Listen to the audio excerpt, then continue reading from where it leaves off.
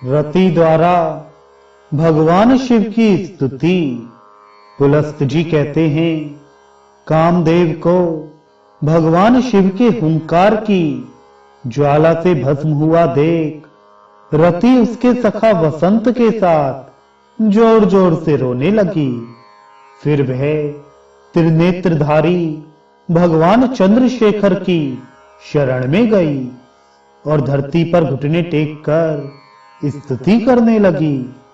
रति बोली, जो सबके मन है, यह जगत जिनका स्वरूप है और जो अद्भुत मार्ग से चलने वाले हैं, उन कल्याणमय शिव को नमस्कार है। जो सबको शरण देने वाले तथा प्राकृत गुणों से रहित हैं, उन भगवान शंकर को नमस्कार है। नाना लोकों में समृद्धि का विस्तार करने वाले शिव को नमस्कार है।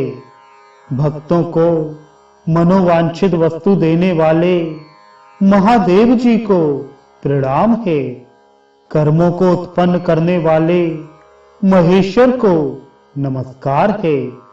प्रभु, आपका स्वरूप अनंत है, आपको सदा ही नमस्कार है। देव, आप ललाट में चंद्रमा का चिन्ह धारण करते हैं, आपको नमस्कार है। आपकी लीलाएं असीम हैं, उनके द्वारा आपकी उत्तम स्तुति होती रहती है। वृषभराज नंदी आपका वाहन है। आप दानवों के तीनों पुरों को अंत करने वाले हैं, आपको नमस्कार है। आप सर्वत्र प्रसिद्ध हैं और नाना प्रकार के रूप धारण किया करते हैं, आपको नमस्कार है। काल स्वरूप आपको नमस्कार है। काल संख्य रूप आपको नमस्कार है तथा काल और कल दोनों से अतीत आप परमेश्वर को नमस्कार है। आप चराचर प्राणियों के आचार का विचार करने वालों में सबसे बड़े आचार्य हैं। प्राणियों की सृष्टि आपके ही संकल्प से हुई है। आपके ललाट में चंद्रमा शोभा पाते हैं। मैं अपने प्रियतम की प्राप्ति के लिए सहसा आप महेश्वर की शरण में आई हूं। भगवान, मेरी कामना को पूर्ण करने वाले और यश को बढ़ाने वाले मेरे पति को मुझे दे दीजिए। मैं उनके बिना जीवित नहीं रह सकती। पुरुषेश्वर, प्रिया के लिए प्रियतम ही नित्य सेव है। उससे बढ़कर संसार में दूसरा कौन है।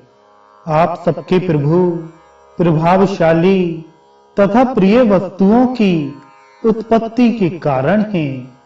आप ही इस भुवन के स्वामी और रक्षक हैं। आप परम दयालु और भक्तों का भय दूर करने वाले हैं। पुलस्त जी कहते हैं, कामदेव की पत्नी रति के इस प्रकार स्तुति करने पर मस्तक पर चंद्रमा का मुकुट धारण करने वाले भगवान शंकर उसकी ओर देखकर मधुर वाणी में बोले, सुंदरी, समय आने पर यह कामदेव शीघ्र ही उत्पन्न होगा।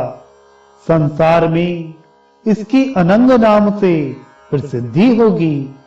भगवान शिव के ऐसा कहने पर काम वल्लभा रति उनके चरणों में मस्तक झुकाकर हिमालय के दूसरे उपवन में चली गई।